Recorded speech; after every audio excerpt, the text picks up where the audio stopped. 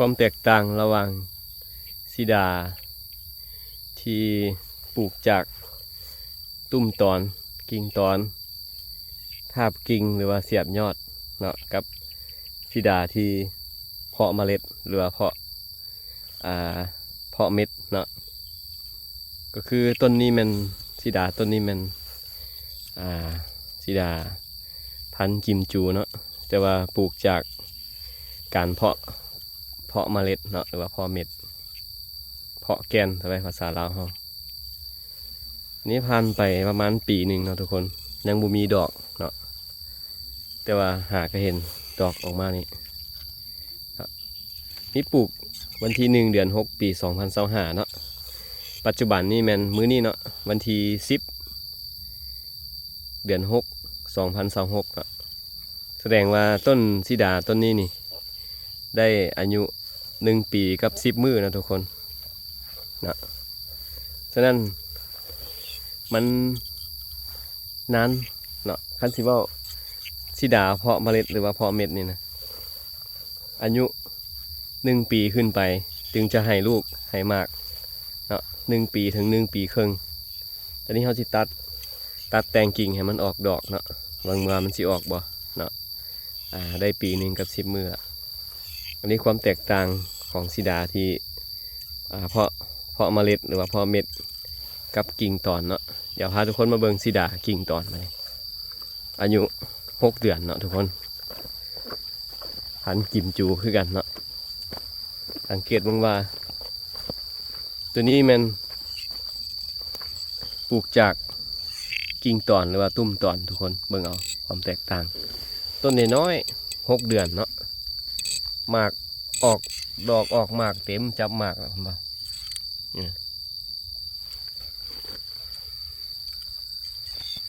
นี่ลองปลูกให้ทุกคนเทียบทุกคนเบิ่งว่ากันเพาะเมล็ดหรือว่าเพาะเม็ดกับการที่ปลูกจากทาบกิ่งก็ดีเสียบยอดก็ดีหรือว่าตุ้มตอนก็ดีเนาะตัวใดมันสีได้ผลไวกว่ากันสรุปให้ก็คือว่าซิดาปลูกจากกิ่งตอนนี่มันได้ผลดีที่สุดทุกคนให้มากไว้ให้ดอกไว้นี่ผ่านไป6 เดือนเนาะเบิ่งต้นนี้หมากเต็มดอกเต็มเนาะซิดานี่ผ่านไป6 เดือนซึ่งแตกต่างกับการปลูกด้วยเมล็ดหรือว่าด้วยเม็ดด้วยแกนจะติดดอกยากเนาะตัวนี้มันกิ่งตอนบ่หมากเต็มเลยบ่ทุกคนติดดอกติดหมากเต็มติดดอกง่ายเอาลงดินนี่ติดดอกแต่เดือนทมิตรพูดแหละกันสิบอลเนาะปลูกจากกิ่งตอนนี้นะท่านผู้ใดคืออยากจะปลูกซิดาเนาะทุกคนอยากให้เบิ่งคลิปนี้เราตัดสินใจปลูกจากกิ่งตอนเลยทุกคนง่ายกว่า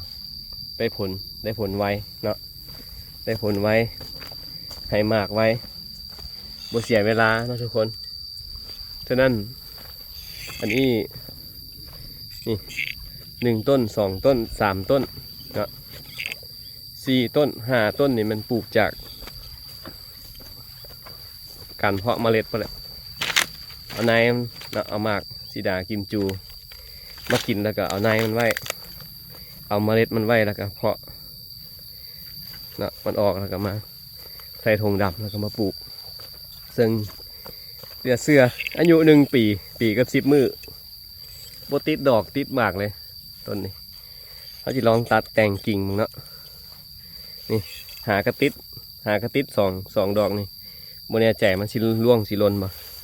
ฉะนั้นวิธีการที่จะให้มันออกดอกใหม่เนาะก็คือต้องตัดกิ่งเนาะตัดแต่งกิ่งมันแล้วก็ให้มันเกิดยอดแล้วมันสิแทงดอกออกมาเนาะเอาสิตัดบอลที่ระหว่างเขียวกับน้ำตาลนี่เนาะนี่ตัดบนนี้เลยตัดบนนี้ตัดแต่งกิ่งเนาะ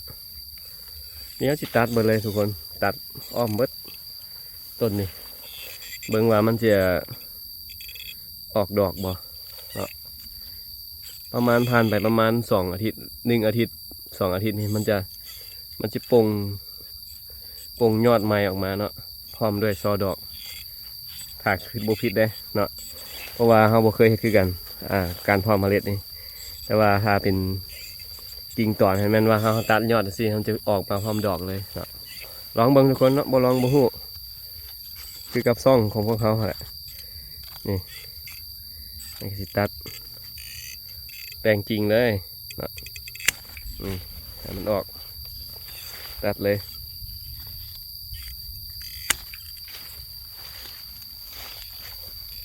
ตัดแต่งกิ่งเบิดเนาะก็ที่พอโตตัดให้มันแล้วเนาะทุกคนเราสิทายทุกคนตื่มอีกครับมันแล้วล่ะนี่ก็ตัดแต่งกิ่งเป็นทีเรียบร้อยทุกคน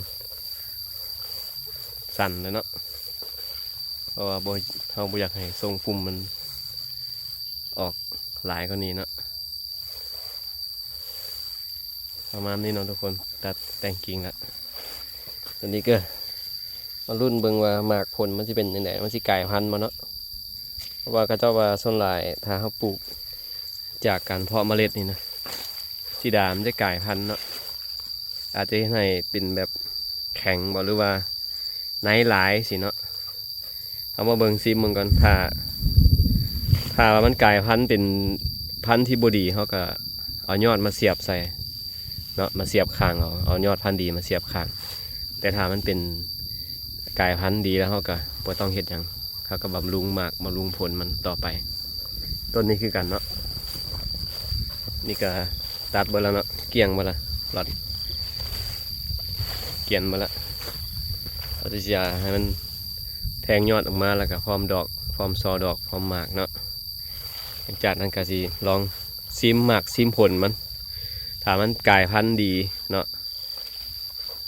บ่มีเมล็ดหลายบ่มีในหลายบ่มีแก่นหลายเขาก็เสียไว้แต่ถ้ามีหลายเขาก็คือเก่าเขาก็เอากิ่งพันธุ์ดีเนาะเอาหงเป้าซื้อหรือว่ากิมจูโมเมนต์เอาหงเป้าซื้อหรือว่าเอาแดงสตรอเบอรี่หรือว่าเอาแดงอโยธยาเนาะก็ได้มาเสียบข้างนี่ให้มันเป็นพันธุ์ดีเนาะแต่ถ้ามันกลายพันธุ์เป็นพันธุ์ดีหรือบ่กลายพันธุ์ยังเป็นสีดากิมจูคือเก่ามีรสแซ่บกรอบหวานคือเก่าแล้วก็ในบ่หลายเม็ดบ่หลายคือเก่าเขาก็จงไปเลยเนาะสำหรับสีดาทั้งกับ2 ต้นนั้นแม่นเขาหากระปลูกได้ประมาณ7 เดือนเนาะเขาสิจงไว้ก่อนยังบ่ได้รอถ่ามันได้อายุต้นได้ประมาณนี้ต้องสิตัดเบิ่งเนาะเพราะว่าประมาณ5-6 ต้นนะที่เขาปลูกจากเมล็ดเนาะเพาะจากเมล็ด